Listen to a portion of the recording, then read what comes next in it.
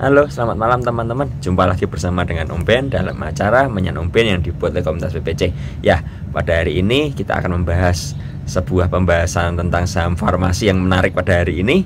Tapi sebelumnya, izinkan Om Ben kembali mengingatkan bahwa jangan lupa teman-teman join dengan Telegram PPC ya. Dari para pencari cuan, nanti Om Ben akan sertakan linknya di dalam video ini, di keterangan video ini. Jangan lupa juga untuk follow dari Instagramnya komunitas PPC.saham, dan untuk channel ini jangan lupa terus support ya. Untuk teman-teman jangan lupa subscribe, like, share, dan bagikan video ini juga. Nyalakan loncengnya supaya teman-teman bisa mendapatkan update-update terbaru dari video ini ya. Saya bersyukur dalam 2 bulan ini subscriber komunitas PPC sudah mencapai 4.200-an lebih ya. Terima kasih buat dukungannya teman-teman. Semoga channel ini semakin berguna ya buat teman-teman trader. Oke, jangan lupa lagi hati-hati dengan adanya penipuan, dimana ada akun palsu dari PPC ya teman-teman ya. Di sini kita lihat mereka menggunakan ID para pencari cuan 1 ya. Jadi ini hati-hati, ini akun palsunya. Dan kemudian juga mereka menawarkan investasi ya, program investasi. PPC tidak pernah menawarkan program investasi. Dan kalau kalian masuk dalam grup palsunya ya, misalnya kalian masuk di sini, grupnya nggak bisa di-chatting ya. Jadi kalian tidak bisa berdiskusi di sini, beda dengan PPC yang asli. Nah, jadi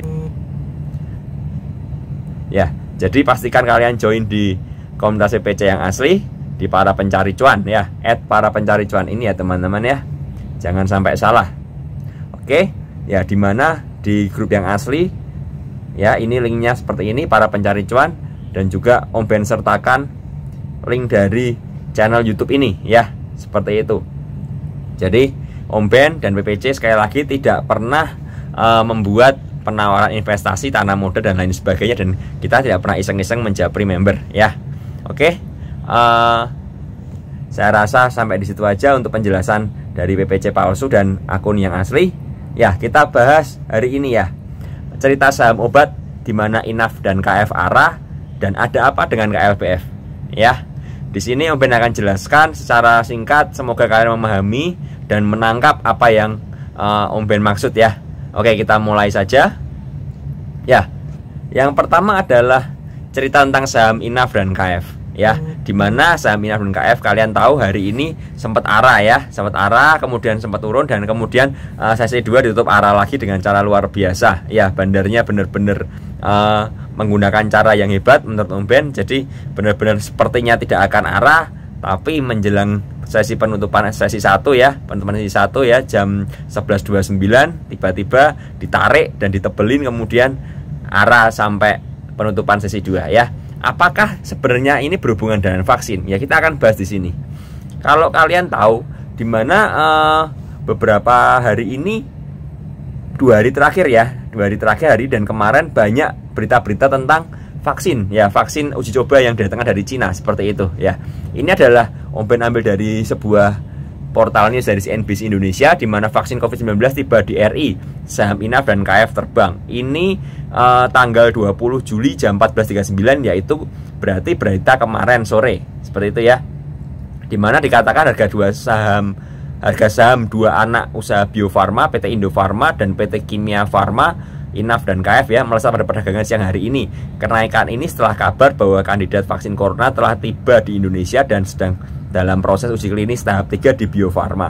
Jadi kemarin tiba-tiba memang di akhir sesi ya, di sesi 2, terutama di sesi 2 menjelang akhir sesi, menjelang sore itu penutupan, tiba-tiba terbang ya INAF dan KF ya. Ternyata dihubungkan dengan adanya vaksin COVID-19 yang tiba di Indonesia, yang akan diuji coba oleh perusahaan Indofarma. Nah, apa hubungannya Indofarma dengan INAF dan KF ya? Jadi kalau teman-teman tahu bahwa Bio Farma itu resmi menguasai saham Kimia Farma dan Indofarma pada tanggal 21 Oktober 2019 beritanya seperti itu. Jadi Bio Farma itu ada hubungannya dengan Kimia Farma dan Indofarma, karena Bio Farma itu sama seperti perusahaan induknya seperti itu ya, dan menguasai saham dari Kimia Farma dan Indofarma. Jadi Bio Farma itu menguasai saham Kimia Farma dan Indofarma. Kalau teman-teman mungkin membaca artikel ya, ada beberapa orang atau ada yang mengatakan bahwa ini adalah cocok homologi ya, dimana sama-sama farma belakangnya ya, makanya karena yang uji Bio Farma maka Indo Farma dan Kimia Farma naik. Tapi kenyataan tidak seperti itu, karena ternyata Bio Farma itu resmi menguasai saham Kimia Farma dan Indo Farma, seperti itu ya. Nah, ini adalah berita yang muncul hari ini ya, dimana kabar baik Bio Farma siap produksi vaksin COVID di kuartal 1 2021. Wah, itu masih lama sekali ya, memang butuh proses. Tapi di sini dikatakan holding BUMN Farmasi PT Bio Farma Persero telah menyiapkan fasilitas produksi untuk mulai produksi vaksin COVID-19 yang akan dimulai pada kuartal 1 2021 dengan catatan jika vaksin tersebut dinyatakan lolos uji klinis tahap ketiga. Jadi intinya adalah dengan adanya sentimen ini, saham dari anak usaha dari Bio Farma, karena Bio Farma tidak mempunyai saham ya, tidak listing di IPO, makanya anak usahanya ya, berarti saham-saham dari Indo Farma dan Kimia Farma yang melesat seperti itu. Itu adalah kenyataan yang terjadi. Jadi sentimen positif ini membuat yang namanya momentum ya, membuat momentum untuk kenaikan dari INAF dan KF. Jadi yang perlu diingat bahwa Bio Farma itu menguasai saham Indo Farma dan Kimia Farma. Jadi ada hubungannya ya, bukan nggak ada hubungannya dan bukan cocok-cocokan seperti itu. Tapi memang sebenarnya sahamnya terbang apakah karena berita baik ini? Ini yang jadi pertanyaan ya. Kenapa biasanya retail tuh suka jadi trader yang detektif ya. Jadi pengen tahu ya, kenapa sahamnya ini terbang, kenapa sahamnya ARB. Nah, di sini Om Ben akan coba jelaskan dengan analogi yang seperti biasa, analogi simpel dan analogi yang sederhana seperti itu. Ya. Apakah bandarnya sama? Pertanyaan gitu. Buat Om Ben ya, mau sama mau beda itu terserah. Yang penting adalah satu, ketika saham ini naik, kamu bisa mendeteksinya enggak? Seperti itu aja yang penting. Jadi enggak perlulah kalian mencari artikel kenapa, apakah bandarnya sama, terus kenapa harganya naik dan lain sebagainya. Yang terpenting itu bukan seperti itu teman-teman. Yang terpenting adalah teman-teman bisa mendeteksi atau enggak. Itu yang lebih penting menurut Om Ben ya. Jadi mau bandarnya sama mau beda itu terserah, itu nggak peduli. Om Ben nggak peduli seperti itu ya. Di komunitas PPC Om Ben pernah selalu mengajarkan seperti itu. Jangan mempedulikan bandarnya mau sama mau beda. Itu bukan urusan kita. Urusan kita adalah kita sebagai trader bisa nggak kita dapat cuan dari momentum-momentum tersebut ya. Nah, ini Om Ben sertakan screenshot bagaimana PPC ini bisa mendeteksi ya.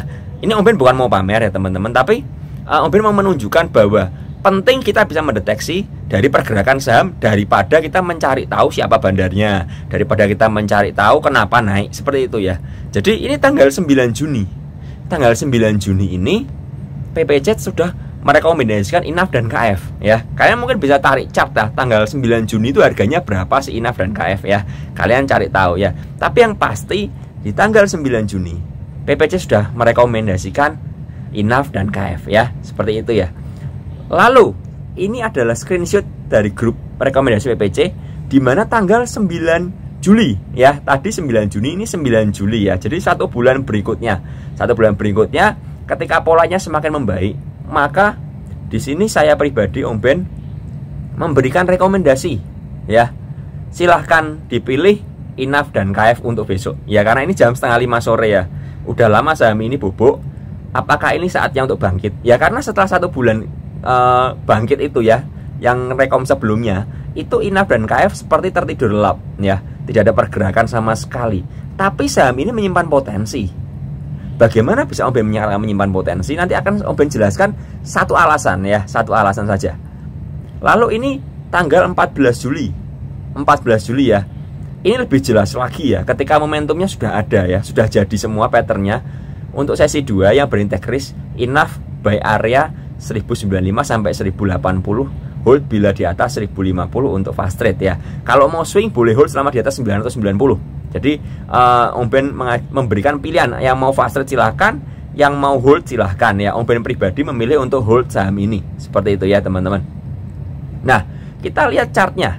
Kenapa sih Om Ben bisa merekomendasikan saham ini? Ya karena simpel aja, seperti biasa Om Ben suka pakai cara melantai ya. di mana saham ini sudah lama melantai ya. Terlihat ya, saham ini sideways di area bawah ya. Sideways di area bawah. Sideways-nya pun nggak ada volumenya. Artinya apa? Artinya bandarnya itu masuk secara pelan-pelan di sini. Kenapa saya bisa bilang bandarnya masuk secara pelan-pelan? Karena kalau nggak ada volume gini ya, harganya akan jatuh tentu saja. Ya, harganya akan mudah diguyur oleh para retail yang bosan. Tapi ketika retail jualan, bandarnya dengan sabar mencicil beli dari jualan mereka, sehingga terbentuk pola ya, ini turun kemudian sideways, tapi dijaga di mana harganya tidak ambrol dari supportnya di 960 ya. Harganya tertahan di area 980 970-an, maksimal 970 ya, 980 seperti itu ya. Jadi ini bandarnya punya plan besar buat saham Inaf ya. Itu alasan Om Ben merekomendasikan saham Inaf ini, karena saham ini selama sideways bandarnya menjaga, bukan ditelantarkan ya teman-teman. Bandarnya menjaga seperti itu. Nah, ada cara lain lagi yang Om Ben nggak bisa share di sini ya, tentu saja karena menyangkut dari ilmu dari PPC sendiri, di mana mendeteksi pergerakan selama sideways tersebut. Tapi yang pasti yang jelas adalah syarat pertama dari saham yang bagus adalah dia harus sideways di support. Ketika dia sideways di support, selesai dari sideways dia akan meledak dengan power yang besar. Ya, kita tahu Inaf ya. Lihat di sini chartnya ya. Ini ledakan pertama ya, dan ini ledakan kedua 2 hari ini ya. Terlihat sekali ledakannya luar biasa sekali. Kalau kalian beli di harga 1000, sekarang kalian sudah untung 50% ya dalam 2 hari saja seperti itu ya. Tapi kalian harus sabar menunggu. Nah, masalahnya seberapa besar kalian mampu sabar menunggu dan mampu mengerti bahwa saham ini diakumulasi bandar. Karena itu Om Ben di BPC juga kembali mengingatkan ya teman-teman waktu itu, kalau mau berani silahkan beli dulu, silahkan mulai cicil, karena bandarnya sudah terlihat untuk siap meledakan saham ini ya. Itu saham Inaf. Bagaimana dengan KF? KF tidak jauh beda sebenarnya ya. Makanya ada yang bilang saham ini bandarnya kembar, bandarnya sama ya. Mau sama mau beda, kembali lagi Om Ben tidak peduli. Tapi Om Ben yang lihat polanya adalah pola melantai juga di area support ya, dimana dijaga di atas 1085 ya. Harga KF ini terus dijaga ya. Sedangkan bandarnya ketika menjaga tentu saja dengan cara apa? Dengan cara membeli barang yang dijual. Kalau nggak ada pembelinya tentu saja harganya akan jatuh. Karena apa saya bisa bilang bandarnya menjaga? Karena ada yang beli saham ini ya. Terus ketika ada yang jual, ada yang beli untuk menahan supaya harganya nggak jatuh seperti itu ya. Itu saham KF, polanya sama, dan 2 hari ini terlihat ya saham ini meledak ya, seperti itu ya kalau kalian tahu dari chartnya ya. Nah, yang penting adalah, kembali lagi saya ingatkan, yang terpenting adalah kita tuh memahami bagaimana memahami sebuah momentum ya.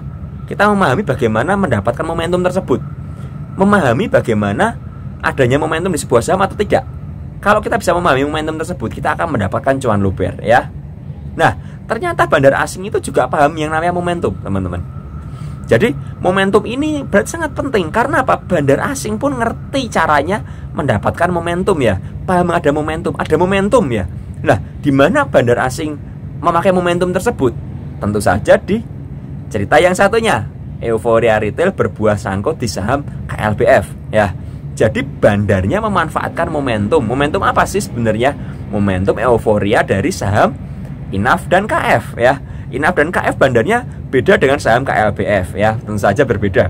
Karena dari broker summary-nya, dari pergerakan asingnya pun berbeda seperti itu ya. Bandar KLBF lebih condong bandarnya bandar asing seperti itu. Sedangkan Inaf dan KF bandarnya bandar lokal ya. Jadi bandar asing ini memahami adanya momentum di saham farmasi. Karena itu yang mereka lakukan adalah mereka menjaga euforia di saham KLBF ya. Ini adalah broker summary dari saham KLBF ya teman-teman pada hari ini. Terlihat jelas di sini bahwa bandar-bandar asing ya dan bandar besar semua kompak berjualan. Dan jualannya pun nggak main-main teman-teman. AK berjualan 47 miliar ya, KZ 44 miliar, MS 29 miliar, YU 20 miliar, CS 21 miliar, BK 15 miliar, RX 9 miliar, dan CG 3 miliar.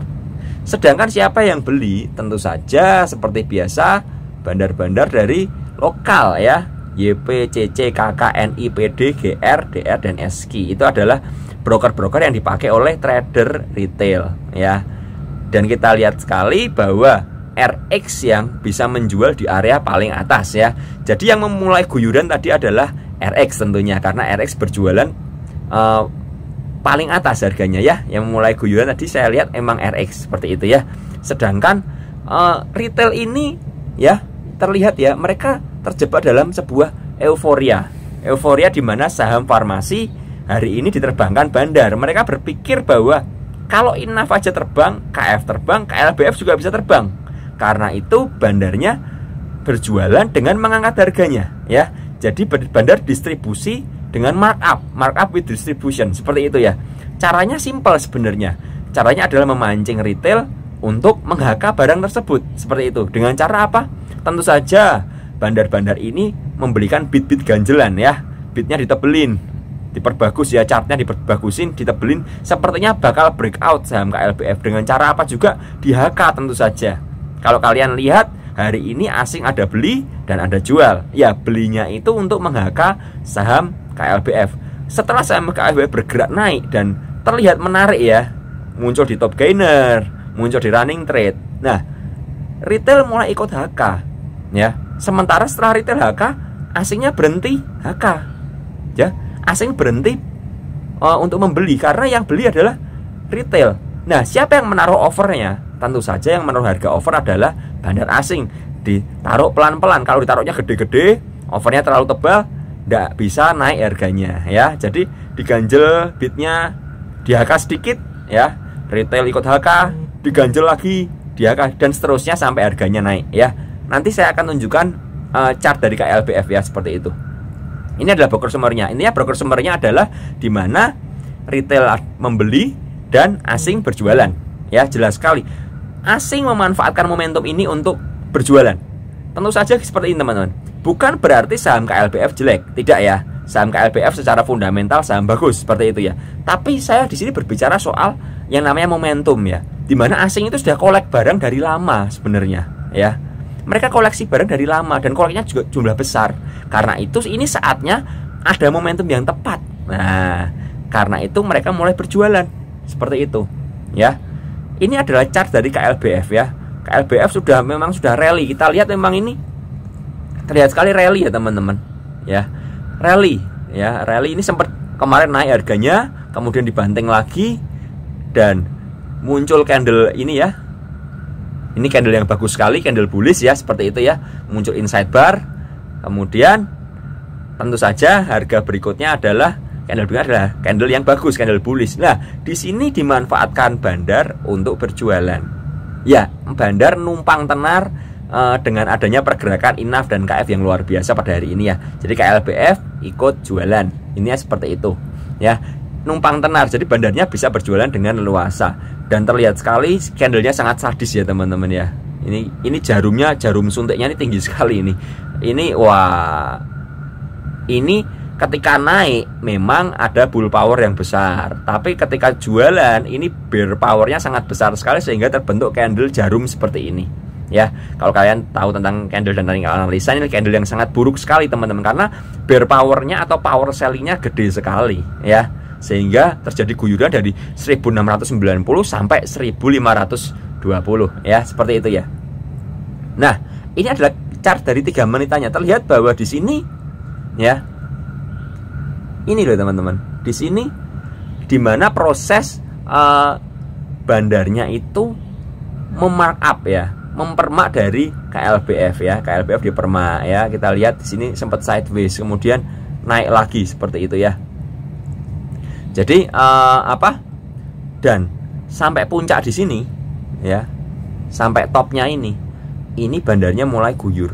Terlihat sekali guyurannya sangat sadis. Nah, ini euforia terjadi ya, diangkat kemudian diguyur seperti itu ya. Bagaimana karena bisa cepat sekali? Itu sebenarnya simpel teman-teman. Karena kebanyakan yang menaruh over besar-besar adalah bandarnya. Ketika overnya dicabut ya, ketika bandar mencabut over dan meng-HK ya, menghajar kanan, karena nggak ada overnya dihajar kanan, tentu harganya naik dengan cepat seperti itu ya. Ingat, over juga bisa palsu, bid juga bisa palsu seperti itu ya. Jadi bandar berkuasa untuk menaruh barang-barangnya di sana ya, menaruh over, dia di over ya, seperti itu ya barangnya ya. Kemudian juga sepertinya menawar di bid, tapi padahal setelah dibanting bidnya hilang semua, dicabut, artinya seperti itu ya teman-teman. Jadi ini terlihat sekali bahwa harganya bergerak turun, dimana di sini banyak sekali teman-teman yang sangkut ya, pasti banyak sekali teman-teman yang sangkut. Saya membaca beberapa forum, saya melihat di komunitas PPC sendiri juga banyak teman-teman yang nakal dan sangkut seperti itu ya. Jadi nah akhirnya muncul gambar seperti ini. Kenapa gue tadi harga KLBF di pucuk ya. Teman-teman yang harga KLBF di pucuk pasti akan meratapi nasib. Kalau yang sudah CL ya berarti sudah cut loss, berarti teman-teman sudah rela menyatakan kesalahan. Tapi yang sangkut-sangkut ini kebanyakan menanyakan, makanya saya buat video ini ya. Nah sekarang bagaimana nasib KLBF selanjutnya? Itu yang terpenting kan sekarang. Sekarang yuk pakai teori logika yang simple, teori pedagang. Nah seperti ini teman-teman, KLBF ini adalah saham bagus. Ingat ya, KLBF saham bagus, bukan saham gorengan. Saham dengan fundamental yang baik, perusahaannya baik ya. Bahkan mungkin lebih baik daripada Inaf dan KF, seperti itu ya. Karena KLB Pharma perusahaan yang mumpuni ya, seperti itu. Nah KLBF ini bandarnya kan sudah buang, seperti itu ya.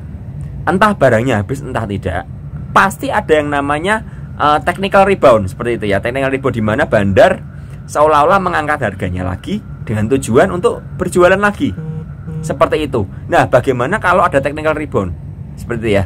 Suatu ketika kalian sangkut di harga atas ya, di 1690 misalnya ya, kalian sangkut di harga itu, kalian mau sabar menanti bisa, harganya akan kembali ke 1690. Tapi pertanyaannya kapan kembalinya, itu yang kita tidak pernah ngerti ya.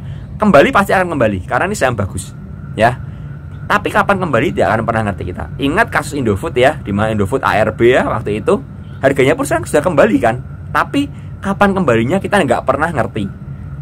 Nah kalau sudah bandarnya jualan, tentu saja dia akan butuh beli lagi karena barangnya sudah dijual. Misalnya gini, teman-teman jual saham A, beli 500, kalian jual di harga 700 ya, kalian sudah untung kan. Kalian masih punya barang nih, masih punya barang misal 30%, kalian akan tunggu di harga bawah. Nah karena kalian bukan bandar, kalian tidak berani menurunkan harga. Tapi karena bandar itu berani menurunkan harga, maka bandar akan memaksa retail-retail yang beli di atas itu cut loss, seperti itu ya. Yang nerima buangan cut lossnya siapa nanti? Tentu saja bandarnya. Jadi teori pedagang di mana ada penjual dan ada pembeli. Kalau teman-teman yang sudah tidak sabar pasti akan cut loss. Karena menurut saya selain ada technical rebound ya seperti ini untuk KLBF, juga pasti memungkinkan adanya penurunan lagi, koreksi lagi, seperti itu ya. Koreksi bisa jadi karena adanya panic sell, seperti itu ya. Ingat ini IHSG lagi hijau. Kalau IHSG merah pasti ada panic sell nanti ya. Ada panic sell. Nah ketika ada panic sell itu siapa yang beli? Tentu saja bisa jadi bandarnya atau retail yang lain, seperti itu ya. Tapi ketika bandarnya mulai kolek, itu menarik lagi. Nah makanya itu di PPC ini kita mengajarkan kalian sabar ya. Kalian sabar, kalian menanti untuk harganya terkoreksi dan dikolek untuk bandarnya lagi, seperti itu ya. Jadi KLBF kalau kalian sangkut di atas ada dua pilihan. Yang pertama, kalau kalian sudah tidak sabar, tentu saja kalian akan cut loss. Pilihan yang kedua adalah hold. Tapi pilihan yang ketiga, kalau kalian masih punya modal, kalian bisa melakukan average down di area-area support ya. Kalian harus ngerti chartnya bagaimana, supportnya di mana ya. Nanti ketika bandarnya mulai kolek, sudah ada panic sell guyuran, mulai cicil beli lagi.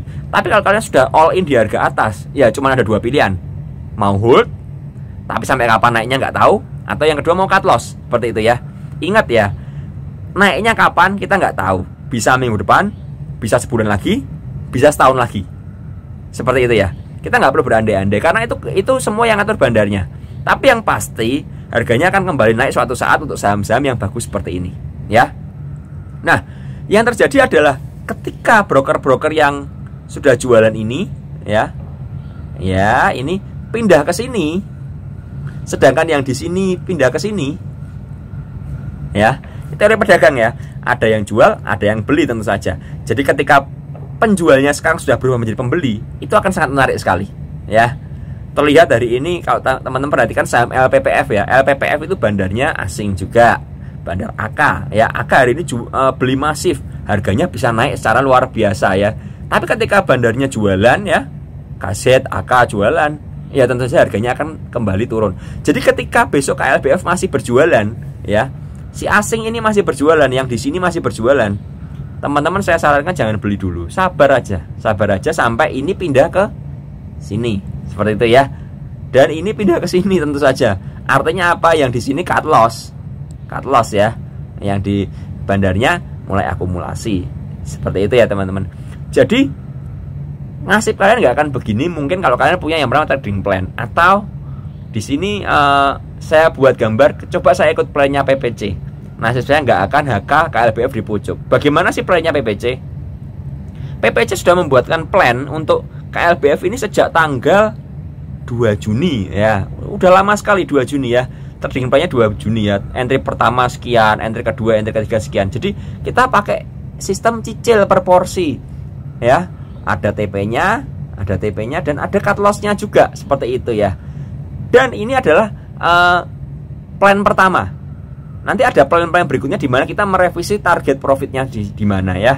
Jadi kalau masih menarik sekali ya target profitnya, kita bisa mungkin kalian TP sebagian, sisanya bisa hold dulu ya, TP sebagian. Nanti area cicilnya di mana kita buatkan plannya. Ini pentingnya kalian punya trading plan ya teman-teman. Jadi nggak usah beli gebrak-gedebuk. Kecuali kalian paham resikonya ya. Kecuali kalian copet handal ya. Mau beli langsung kabur ya. Kalau yang beli di bawah kabur di atas itu bersyukur sekali. Tapi kalau yang beli di atas kabur di bawah itu cut loss namanya teman-teman ya. Jadi harus hati-hati seperti itu. Nah, ini saya putar ya ini ya videonya ya. Video saya putar ini terlihat sekali ya teman-teman, kalau bisa lihat ya. Ini lihat nih, kakak jualannya gila-gilaan. Ini padahal sudah jam 3 lebih ya. Jam 3 lebih kakak masih jualan terus. Yang merah-merah ini termasuk salah satu asingnya ya, yang jualannya. Kita lihat mereka jualan terus gak habis-habis ini. Terus ya, terus berjualan ya. Berjualan. Yang beli domestik semua ya. Yang jual juga ada yang lokal juga. Tapi yang besar-besar ini terlihat ya. Ini lot yang besar-besar ini yang ada di sebelah kanan ini ya. Ini lot-lotnya ini. Lot-lotnya asing semua. Ini lihat 1.500 dan lain sebagainya. Gede-gede sekali ya.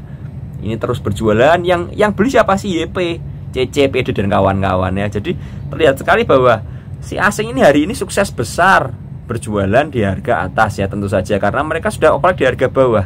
Jadi mereka juga berjualan untuk apa? Untuk cari untung tentunya ya, bukan untuk nyangkutin retail sebenarnya, tapi untuk cari untung. Mereka juga butuh taking profit ya, seperti itu ya. Ini terus masif jualan terus ini. Terlihat masih masif sekali ya jualannya ya. Bahkan di awal-awal jualannya ini ada 10.000 lot ini ya, besar sekali. Kemudian juga ada satu lagi 10.000 lot lagi ini. Jadi intinya si kakak ini jualan masif seperti itu. Nah teman-teman, makanya saya katakan teman-teman tuh butuh komunitas yang tepat. Dan saya untuk mengedukasi kalian.